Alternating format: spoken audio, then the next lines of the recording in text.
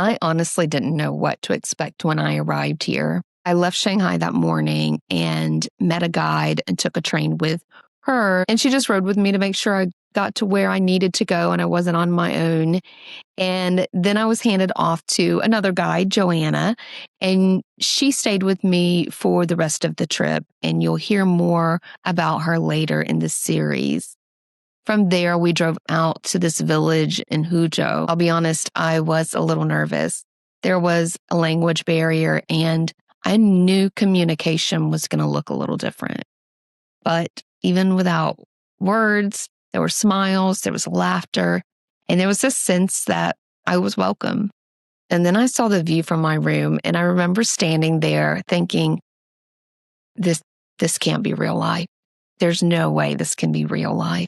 And they see this every day. The tea mountains stretched out as far as I could see. Everyone has a story to tell. We connect and relate to one another when we share our stories. My name is Amelia Old, and I am your host of Voices of Inspiration. Join me as I share stories of friends, family, and strangers from my everyday life and travels. You will laugh, possibly cry, or walk away feeling connected more than ever to those around you and ready to be the change our world needs. Everyone has a story to tell. What's yours?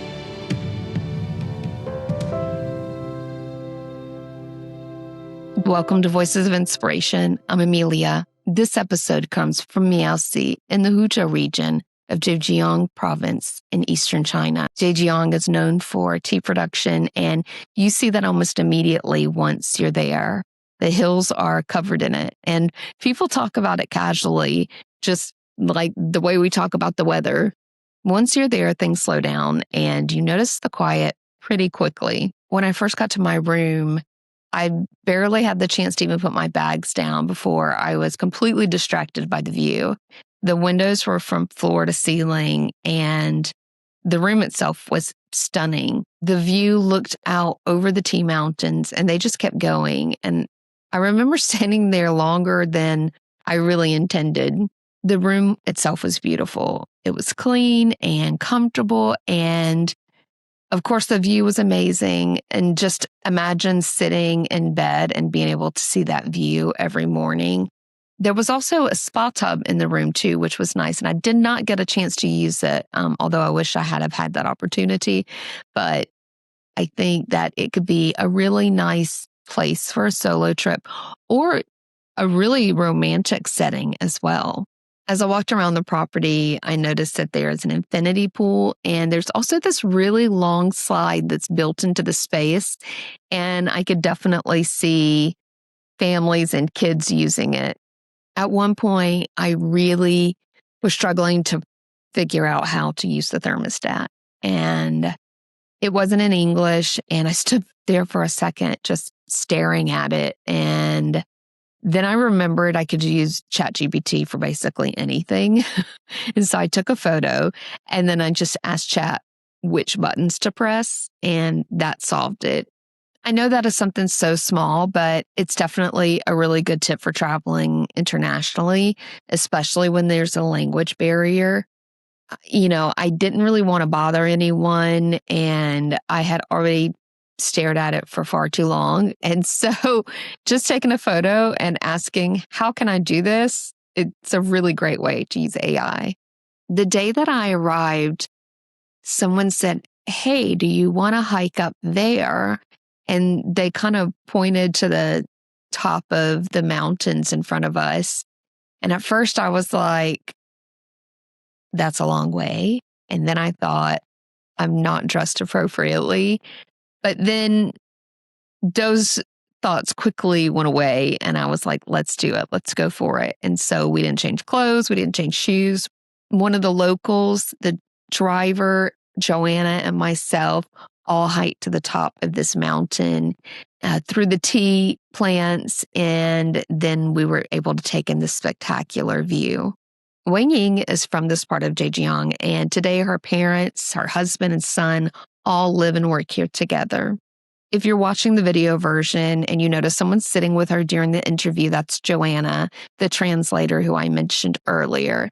And you're not going to hear from her in this episode, but you will be hearing from her in upcoming episodes from the series. I asked Wang Ying to introduce herself.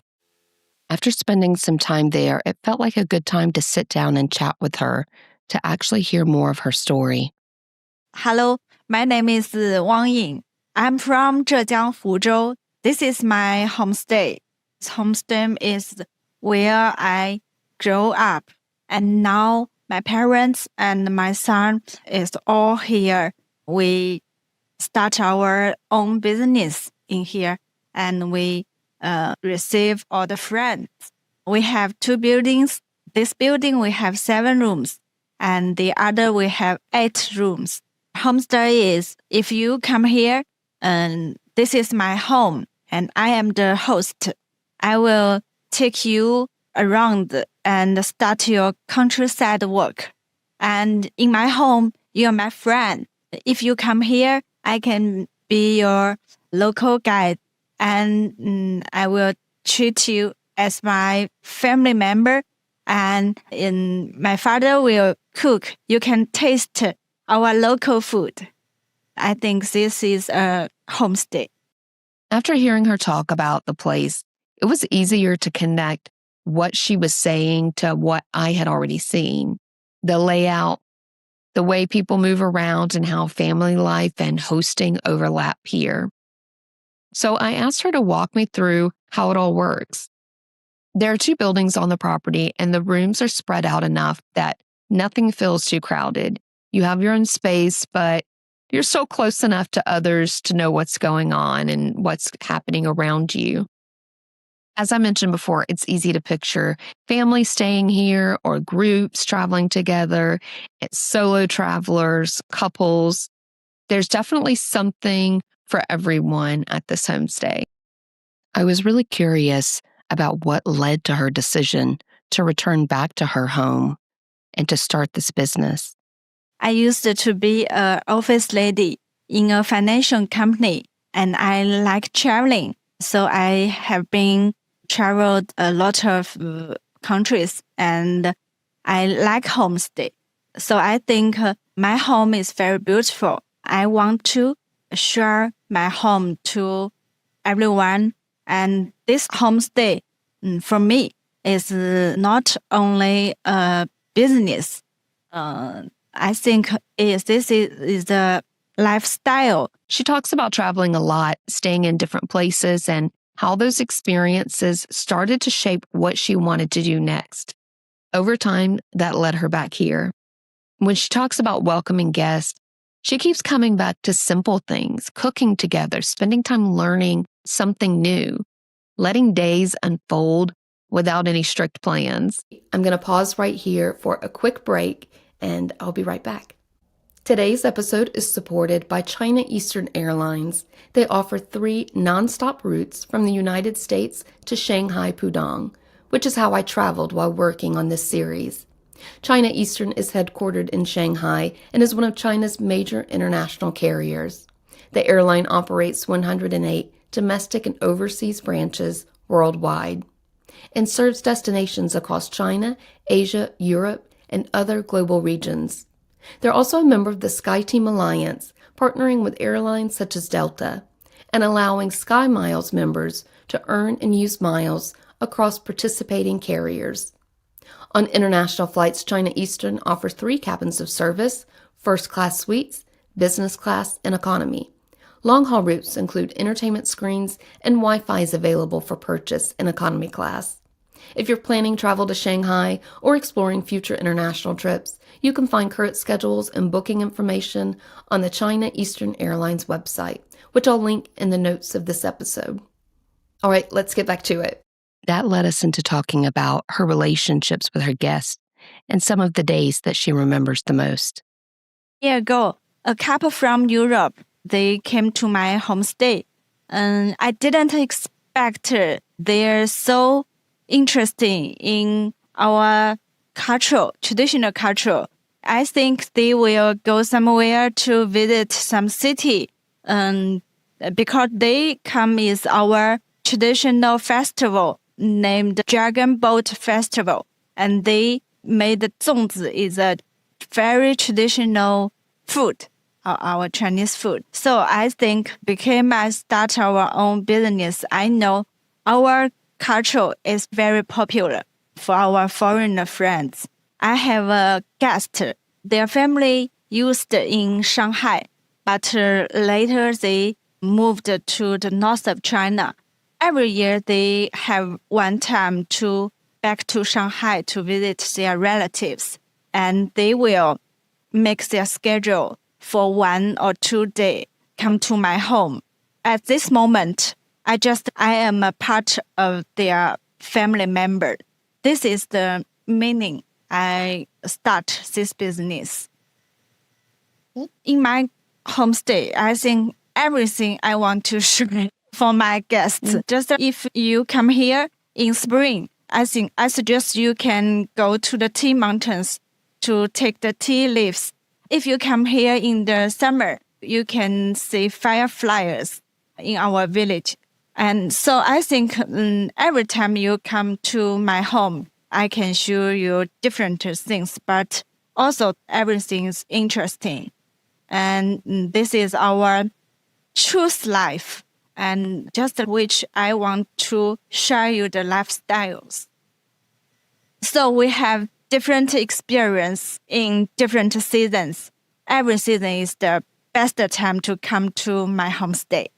Her son was around during our time there. And at one point, he was pouring tea for all of the women in the room. And a little later, he ran around the room and he would come back again, smiling. You could definitely see how comfortable he was in this environment and how it's a really great place for his upbringing. I can show my little boy how brave, how independent, and how powerful his mother is. And he can be a natural child in this environment. And second, I want attractive more and more friends can come to our country to start their own business and create their stories. And at last, I want more and more foreign friends can come to our China to know more about our China culture and more about our Zhejiang Province and our homestay. We also got a quick look at something that's still in progress next door to the homestay, and it's a small hotel for pets that will be opening soon, or it could possibly already be open. I know that they were talking about that when we were there, but it was actually beautiful. While I would love to take my own dogs, I'm not sure that I can take 2 German Shepherds and a Staffordshire on a plane just for a holiday week in China. Before I left, Wang Ying shared something off camera. The meaning was simple but powerful. There are very few things in life that can't be worked through after spending a night in the mountains. Nothing can be difficult when you visited the homestay of Zhejiang. Before I go, if you're enjoying Voices of Inspiration, you can follow the podcast wherever you get your podcast. Ratings and reviews really do help, and I really appreciate them. My website, ameliaold.com, is finally live, and you can sign up for my newsletter there if you'd like to stay in touch. I share new episodes, travel notes, updates from the road, and travel deals I think you may be interested in. More stories from this trip are coming soon. I'm Amelia Old. Thank you for listening.